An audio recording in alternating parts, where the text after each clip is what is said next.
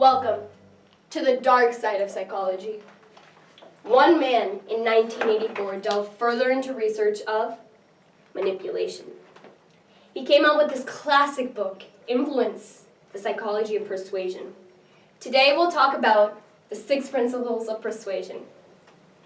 This man's name was Robert Cialdini. So manipulation can be seen in our everyday lives, from the way we dress to the way we interact with one another. But manipulation also has aspects where we don't notice. However, this raises the question, is manipulation good or bad? So the first principle is scarcity. Scarcity, a fundamental concept in economics, supply and demand. Pretty much, if you have less of something or something is harder to attain, you're going to value it more. Now ask yourself one question. What would you value more, water or diamonds? So obviously, you would pay more for diamonds. You're not going to pay close to $500, $600 for water. But what if I told you that you were stranded on an island and you could only have one thing? You would obviously value water more because it serves your need to live. This is where scarcity and the fact that when something is less available, you'll value it more. This is fundamentally used in everything. Now I'm going to tell you about an experiment. So in 1985, Coca-Cola switched their formula to a new sweeter formula. This was known as the New Coke. So they conducted tasting tests, and consumers found that they actually liked it 6% more.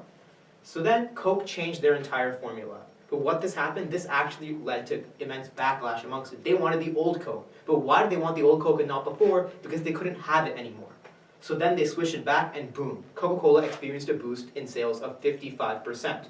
So this is exactly how it shows that when you have less of something, you will value it more. Why do so many people gather outside of stores when it's Black Friday? It's because that's the only time the sale will occur, therefore they're more inclined to do so. You're not going to see it any other day. So this is how scarcity, the fact that you can only get it for a limited amount of time, is used to gain more of your attention and get you to do things that you would otherwise not do. So the second theory in manipulation and persuasion is the social proof. The social proof is when people tend to get influenced by the people around them, but specifically their peers and their thoughts and ideas. So in 2008, Robert Cialdini conducted an experiment where he got hotels in the New Mexico and Arizona region to put up different signs on different days of the week to tell their guests to reuse towels. On the first day, they asked hotels to put up signs regarding environmental reasons. The negative aspects of doing laundry for multiple purposes can cause degradation in the environment. The second day, they asked hotels to put up signs saying that at the end of the year portions that are saved because of the amount of laundry they had to do would be donated to environmental causes.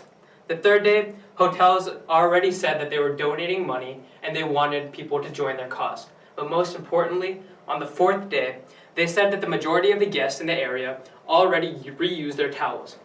As you can see, the percentages in the data shows that the people that looked at the signs saying that the majority of the people are reusing their towels actually began to reuse their towels. That shows that although maybe the environmental reasons and the idea of donation didn't influence them as much, the people around them had the most impact, and shows that maybe little things like this can actually cause people to change their ideas and trains of thought. I really bet you can't be better than me. Do you hear that? That little invigorating voice in your mind challenging me? It's survival of the fittest here in Nova. To come up on top, you've got to win. So when you're challenged, you don't want to back down. We're more likely to do something if we verbally or in writing agreed to it. People strive for consistency in their commitments. There was a study done, Anthony Greenwald, 1987, where he went out on Election Day Eve to talk to people and ask them whether they would vote on Election Day. People who were asked, 86.7% of them showed yes, they would, and they did. But people who weren't asked actually showed that only 61.5% only voted. So, people strive for consistency. Next principle is liking. It's the fact that we are more likely to say yes to things that we share similarities or preferences to. This is illustrated with the halo effect. We are more likely to associate positive characteristics to individuals we find more attractive. You are more likely to say someone who is attractive is kind, is more generous, etc. And what this does is this has numerous applications in the marketing field as well. But before, let me just illustrate this principle even more. And there was a study conducted by Gartner in 2005 by Yes. And what they did is they wanted to see what would influence people to write back in a written response in a letter.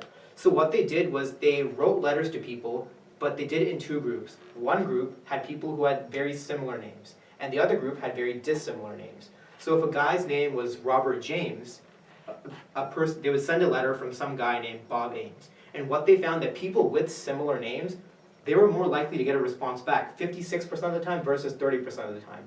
So something as so vague as just similarity in names, that increased response rate and manipulated them to do something they would not normally not do. And this has many applications in the advertising field, which is why advertisers and many companies always want your preferences. Why with IoT and more of your data in the cloud, they want your biometrics. They want to know things about you so that they can tailor their products for you using those same principles, because you know that if something is similar, or that if you share things in common or prefer things, that you are more likely to buy their product. And that's how this principle is So used. the fifth principle of manipulation is the authoritarian principle. This is when people usually follow the people they look up to, and their ideas, the way they dress, the way they act. For example, Kanye West. He dresses in baggy clothes and ripped jeans. Many people like that trend just because Kanye West follows it.